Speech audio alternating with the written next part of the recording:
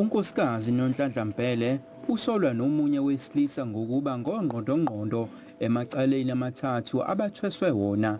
Basolwa ngokwenza itulo lokusoconga ihlobo zikankosikazi Mbhele ayifake ohlwini olude lwemshwalense yakhe.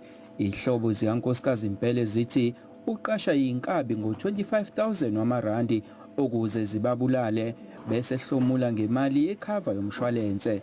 Udadewabo kankosikazi Mbhele udutshulwe nyakenye ngoNtulikazi, kwase kuthi umkhwenyana kadadewabo uThulani icele udutshulwe yena ngoMbasa kulonyaka.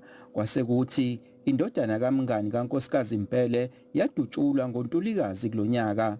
Umngani wami ngimazi esontweni, how come enze kanje kumina?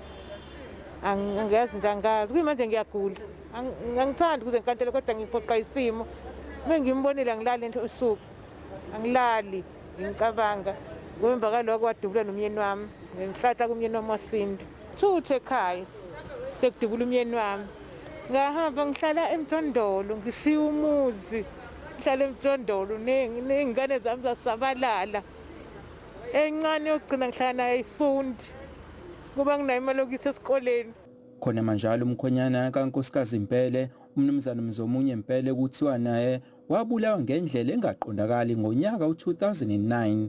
Akaboshwa muntu ngecala lakhe kodwa umndeni wakhe usola unkosikazi Mbhele.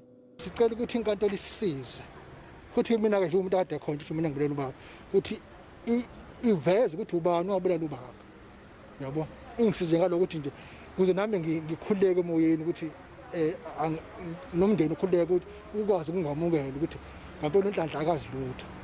Icala ehlehliselo lwesithathu oluzayo ngoba umangalelo wesibili usalimele ugadwe amaphoyisa esibhedlela. Unkosikazi Mbhele usaxokile njengoba walaxaza isicelo sakhe sebail.